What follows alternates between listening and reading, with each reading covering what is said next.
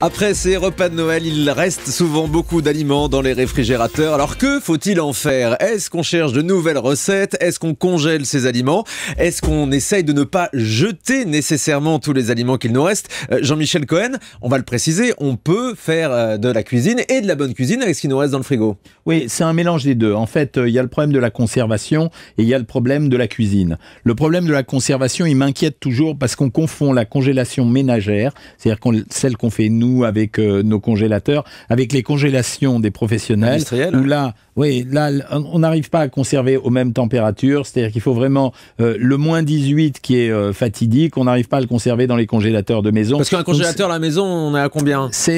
On arrive des fois à moins 18, mais on l'ouvre, on le ferme, et finalement cette conservation, elle n'est pas d'aussi bonne qualité, et elle ne permet pas de pérenniser la conservation. Bien sûr, quand il s'agit de périodes très très courtes, c'est possible à faire, mais en général, on oublie les produits, et très fréquemment, on découvre soit un produit qui est périmé, soit on va le consommer, et là, on aborde le problème. Et si on a décongelé des produits, surtout, on ne les recongèle pas, c'est valable. Ça dépend. Justement, il y a une modération à faire. C'est un peu comme l'histoire des dates de péremption sur les produits dans les supermarchés. Parce que la décongélation-recongélation, elle peut se faire à condition de recuire le produit. Quand, par exemple, là, on va prendre quelques exemples. Le foie gras, c'est un produit, si vous le conservez au réfrigérateur et que vous l'avez mangé la veille, c'est évident, il va verdir. Ça ne veut pas dire qu'il est mauvais. Il peut être atteint légèrement. Mais par contre, le foie gras, vous allez pouvoir vous en servir pour faire une sauce. À partir du moment où vous allez réutiliser un produit et fabriquer une sauce au foie gras qui va cuire dans une poêle, même le foie gras de la veille, vous allez pouvoir le consommer. Et ça, c'est une bonne idée pour réaméliorer le repas du lendemain. C'est-à-dire que même, je sais qu'Isabelle adore le filet de bœuf.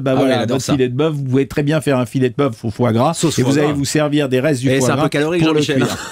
Oui, mais là, on a dit que exceptionnellement, là, je changeais de casquette et je la mettais de travers pendant quelques temps. Mais vous inquiétez pas, dès janvier, je vous pourris votre vie, mais comme jamais je vous l'avais dit. Bon, alors Jean-Michel et sa casquette de travers. Il y a les produits qu'il faut vraiment pas toucher, c'est les produits comme les crustacés. Le crustacé ouvert et qu'on a conservé qui reste sur la table, c'est vraiment faut le jeter. À l'exception peut-être des produits comme les crevettes, les homards, des produits qui sont cuits. Malheureusement, malgré le témoignage qu'on a eu tout à l'heure, comme les bulots, et là, il y a différentes manières de les consommer. Soit vous les mettez dans les salades et comme les salades vont comporter en général un peu de vinaigre, ça aide à une recuisson du produit et ça peut éliminer les quelques microbactéries qui vont exister dessus. Soit vous les cuisinez sous forme de tartare, par exemple pour le bulot, c'est typique, ça se fait de plus en plus. Et là, une nouvelle fois, en les recuisant avec des produits acides ou légèrement alcoolisés d'ailleurs, comme le vinaigre, on peut essayer de récupérer le risque qui pourrait être infiltré à l'intérieur du bulot ou du produit. Alors du coup, les crevettes qu'on a servies hier au repas de Noël, et vu qu'il y avait beaucoup trop à manger, on en a laissé. On ne les conserve pas, on les met pas au congélateur, on les jette.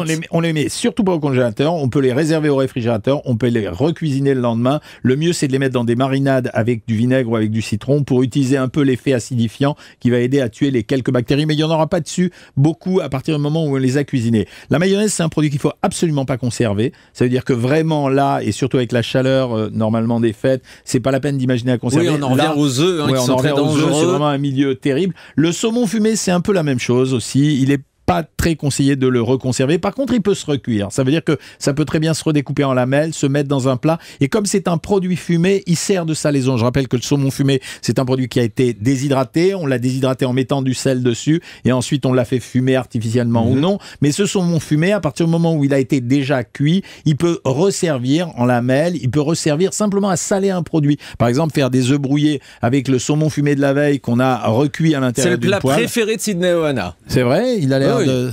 Oui, vous adorez ça, le saumon. Non, c'est la couleur rose, ça lui rappelle la peau. Alors il se dit, tiens, je vais pouvoir la travailler. Alors après, il y a tous les produits céréaliers. Alors ceux-là, on n'a aucun problème pour la conservation. Mais comme on est amoureux des pâtisseries, c'est le moment de retrouver le goût des pains perdus, qui sont quand même... C'est un dessert relativement original. Il se sert dans les grands restaurants maintenant. C'est facile à faire, en plus. C'est une façon de faire les Bavarois. Dans les campagnes, par exemple, quand il reste des restes de gâteaux, enfin, quand il y a des restes de gâteaux, justement, en général, on les mélange dans un plat, on arrose de rhum, on fait une crème pâtissière. Le pain perdu, donc même avec du pain rassis, il faut du pain rassis d'ailleurs, parce que je rappelle la recette du pain perdu. Là, je suis cuisinier, là, ça me rappelle mon origine de nutritionniste. Vous savez, ça c'est l'anecdote que j'avais quand j'étais jeune nutritionniste, que cette discipline n'existait pas. On me prenait pour un cuisinier quand je montais et questionnais les patients. C'est un peu la même chose. Le pain perdu, c'est du pain qu'on trempe dans du lait, qu'ensuite sur lequel on met un peu d'œuf battu et qu'on fait cuire dans une poêle avec très peu de beurre pour moi et beaucoup de beurre pour vous.